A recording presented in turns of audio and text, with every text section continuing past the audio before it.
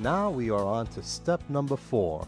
Install or replace the CPU and memory modules. Before you begin, you will have to configure your motherboard to work with your CPU, also known as the central processor unit, and memory modules. Referring to your motherboard's owner's manual, locate the small black plastic jumpers associated with the type and speed of the CPU and memory modules you are using. Some newer motherboards are jumperless.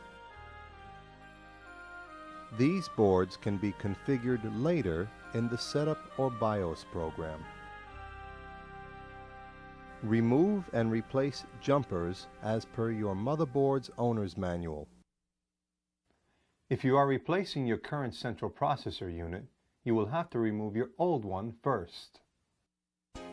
On an ATX Slot 1 system, the CPU is a large module that will be standing vertical on the motherboard.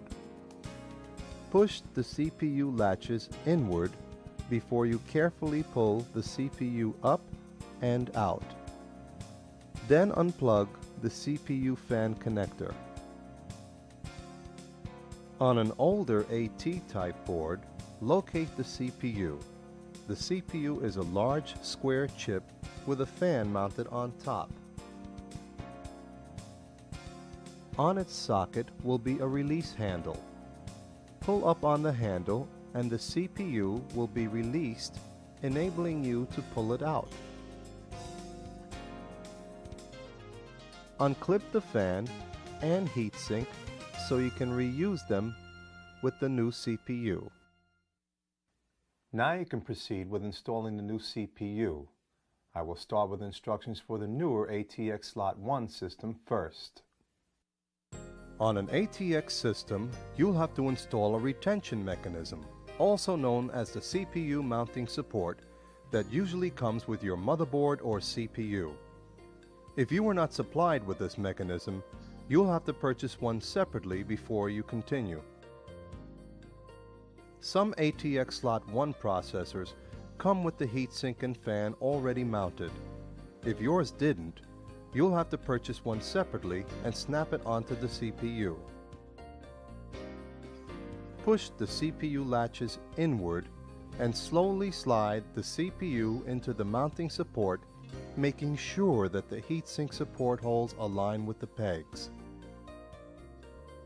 Plug the CPU fan wire into the motherboard connector marked CPU fan.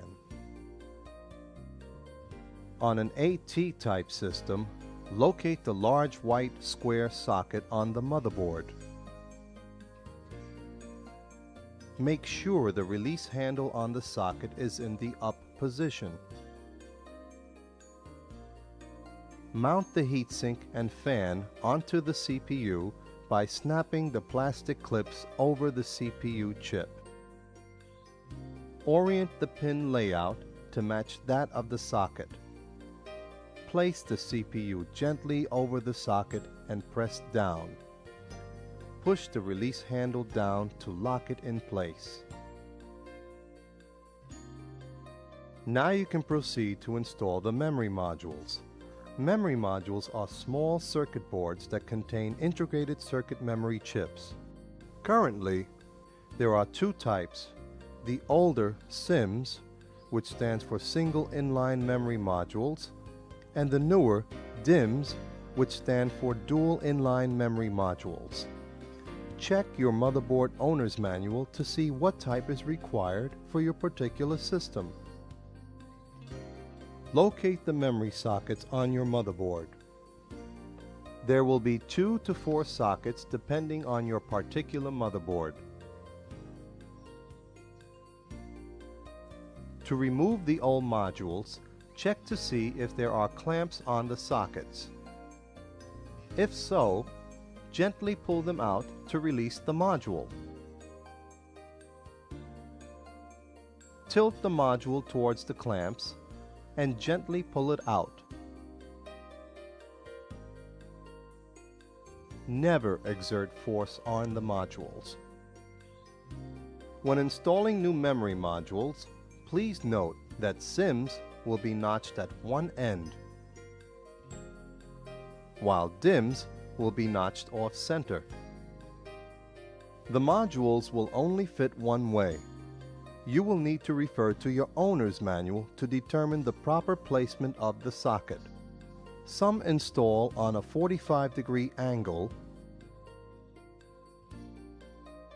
while others install straight up. Gently press it towards the back of the socket until it snaps in place. Remember, it will only fit one way. Press down easy until it snaps in place. Do the same for the remaining memory modules. You have just completed step number 4, installing or replacing the CPU and memory modules.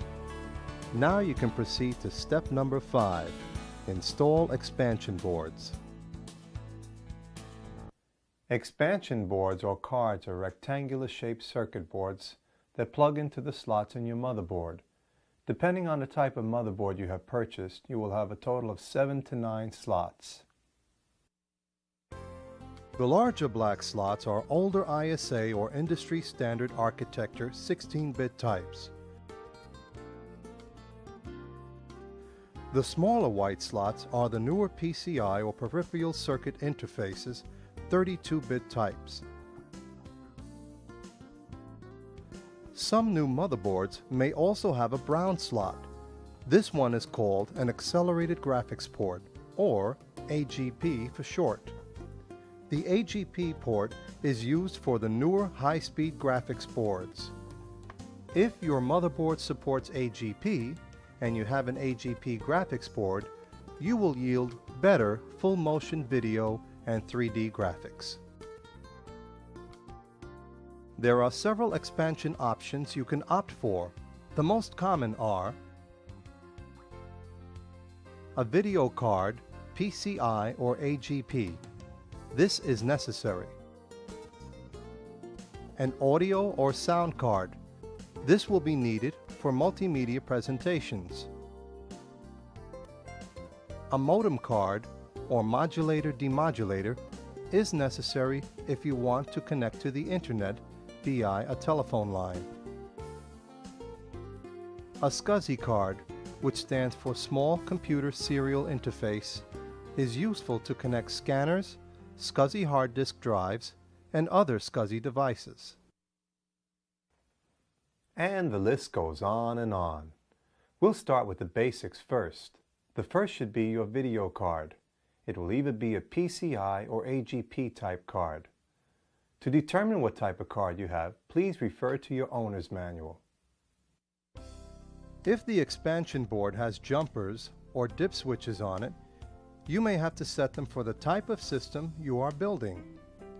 Most of the time, the factory or default settings will work fine, but check with the instructions that came with the card to be sure. Insert the card in the proper socket, PCI or AGP, and press straight down, making sure you push evenly on both sides until the card is seated. It's okay to seesaw the card slightly, but don't bend the card sideways. Secure the card with a screw. Do the same for the remaining cards. To remove a card, simply reverse the procedure.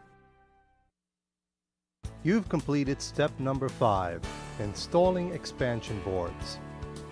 Now you can move on to step number 6, install or replace the hard disk drive.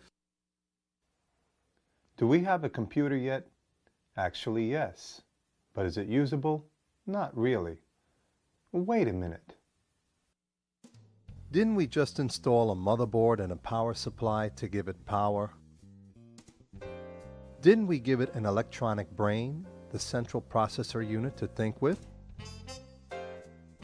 And didn't we give it memory to remember things? Ah, that's the problem. What we gave the computer was short-term memory, more commonly known as RAM, short for random access memory. RAM is volatile, which means any data put into RAM will be long gone once the power is removed.